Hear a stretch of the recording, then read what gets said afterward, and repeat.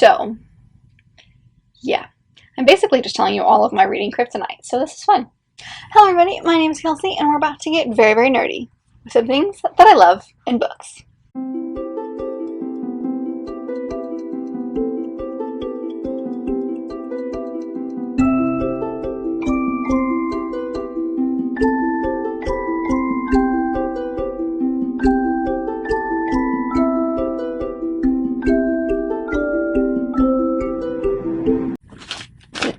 Do you recognize the shirt and the outfit and literally the entire sitting position? Today we're going to be talking about some things that I love in books. If you missed it, I put out a kind of part 1 to this video a few days ago, which are things that I really hate or dislike in books. So I will link that above or down below so you can check that out if you want to. But today we're on a happier note and we're going to be talking about the things that I love in books. Again, these are mostly tropes. These are, not all, but mostly tropes. And these are all plot related things. So let's just get into it. I feel like I don't really need to explain this because it's very self-explanatory, and also I did all of that in the last video. So let's talk about some things that I like. So the first one is the most obvious one, and that is retellings or anything related to Jane Austen. I love retellings just in general, but retellings of Jane Austen works, books that are related to Jane Austen in some way. I'm looking at my stack here of Jane Austen-esque things. For example, the missing manuscripts of Jane Austen, which I absolutely loved and have raved about on this channel, is not a retelling of Jane Austen's books, but it's related to hers because it's pretending she has a new one. There's one that I haven't read yet that's called the Jane Austen Marriage Manual, which is a girl basically follows a manual as if she's a heroine in a Jane Austen novel. So anything that is remotely related to Jane Austen in any way. The freaking Pride and Prejudice and Zombies, those ridiculous books, there are 4 of them. Love those. Anything that has to do or sounds like it would possibly kind of be related or a retelling of Jane Austen, I am there for. Anything. Literally anything. I once had a book, I never read it, but I once had a book where it was called Jane Bites Back, and it was basically as if Jane Austen was a vampire and she lived for 1,000,000 years. But quite literally anything related to Jane Austen, I will buy. So the next one actually kind of piggybacks right on that top of that, and that is the hate to love trope. I love this trope, and this one I think was OG Pride and Prejudice trope, because they obviously didn't like each other at the beginning of the book. And then now everyone wants their own Mr. Darcy. So I don't know what it is about this. I have no idea. Maybe it's all the work they have to put into not necessarily changing themselves, but trying to understand the other person, to it being almost there's no way that these two people would ever get together, and then at the end they actually do. I'm not quite sure what it is about the hate to love trope, but the minute I read that, or the minute I hear that a certain book has that trope in it, I instantly want to get that book, and I don't even care what it's about. I freaking love this trope. I don't know why. I just do. The next one is also a trope, and that is the kind of fake dating trope, or arranged marriage, fake marriage, that kind of situation, depending on where it's set, whether it's contemporary or historical. That whole situation where a couple is forced into being married, or they're fake dating for a specific reason, and then by the end of the story, they fall in love. I love it so much. It's also right up there with the hate to love. It's I don't know why I like that so much. But basically just having this couple being forced into a situation and then having to deal with it and then actually having feelings because of that. It's perfection and I love it.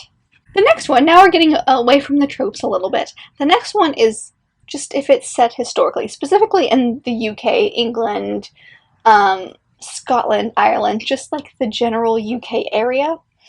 If it's set historically, I am instantly intrigued by what it's about. I still have to continue on reading the plot to make sure, or reading the synopsis to make sure that it is something that I would be interested in. But if it's set historically, like I said, specifically in those areas, I am instantly intrigued by them. And I'm ooh, I want to read about those things. And then most of the time I do end up getting those books because I have a problem. I just really like things historically set in the UK. I don't know why. Well, the next one kind of goes well with the historical setting, and that is if it revolves around royalty. I think that's why I like Tudor England so much, because a lot of the things that you read about, the historical books that you read that are set in Tudor England, are from like the royal family, or at least like noblemen. For example, that book that just came out like a couple years ago called American Royals, and it was like basically if George Washington became the king of the United States instead of the president, what would happen, and like what would the royal family look like today. Anything revolving royal family. Red, White, and Royal Blue I loved because it revolved around a royal family. I mean, there's lots of reasons I like that book, but that was one of them. If it's got royalty in it, I'm instantly intrigued by it. And just kind of like set historically, I have to continue reading the synopsis to really see, but there's a higher chance of me being very interested in it and me getting the book if it has royalty in it. I don't know why, but I like reading about royalty. It's fascinating. It's fascinating. The next one is not necessarily, actually one's not really a plot thing, but it's something that I really enjoy, and that is books that are kind of mixed media or different formats of books. The Illuminae files, for example, are crazy mixed media. I love those books. Books set in verse, poetry books, books that are told in letters, just things that are different, that aren't your traditional novel chapter writing. I still love that, don't get me wrong, but the instant I realize that something is in a different kind of format, I'm like, ooh, yes. I've gotten books that like I've really enjoyed, but I got it because it was verse and I didn't really have any interest in the actual plot, but then like I read it and it was amazing. I just really like that type of writing, that very different, non-traditional type of writing. Or formatting of the story. I like that a lot. And it could be something as simple as like intermixed, so like you've got some chapters that are like Simon versus the Homo sapiens agenda, for example. They've got like emails layered in among the chapters. I love that because you do get your normal novel type of writing, but then you have all these other mixed media included. I just find that fascinating. I'm not sure why. Why has this been my thing in the last few videos? I'm not sure why I find it fascinating. I think it's just looking at a book and taking the story and like the way that we traditionally read books and just changing it up and making it different. And I think that's why the Illuminae files became so popular, because they did. I mean, they're great stories anyway, but like because they did that storytelling differently. It always fascinates me. So mixed media things are like, yes, please. And the very last thing that I want to talk about is a very minimalistic thing when it comes to books. And this is something that like I don't think you would know going into this book. This is something that I think you would pick up on as you're reading. And that is Sass and Banter dialogue. I love it. I love dialogue. I don't know what it is, but a book that has a lot of dialogue is more interesting to me than a book that has a lot of beautiful descriptions. The beautiful descriptions are amazing, and I do love those, and I want books that have those in them. But if a book has a lot of dialogue, the dialogue intrigues me, and especially when that dialogue is sarcastic in nature, or there's a lot of quick, witty banter back and forth between characters. I love that. So if that's something that I learn about a book from, like, let's say a reviewer, then I'm intrigued by it. But that's something that, like, I feel like you wouldn't get to know before you pick up the book. Like, it's not something you can pick up from the synopsis, but it's something that, like, once I'm reading a book, it becomes very, very clear to me, and I love it so much. So that's it. Those are some of the things that I really like in books.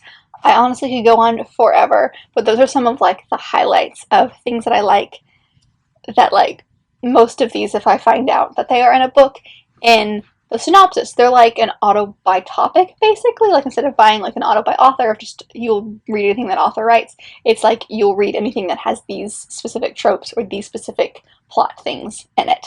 That is all I have for you guys. Let me know down below what some of your favorite things in books are, or if you know any good books that have the things that I've mentioned today in. I would love to know, because I love them so much that I always want more of the things that I love. But that is all I have for you guys today. I really hope you enjoyed this two-parter video type thing. Again, if you want to check out the other one, I will leave it linked down below if you haven't already. But if you did like this video, make sure to give it a big thumbs up and subscribe it down below if you want to be part of this awesome growing family. I've also got my social media down there if you want to check it out. And I will see you guys in my next video. Bye!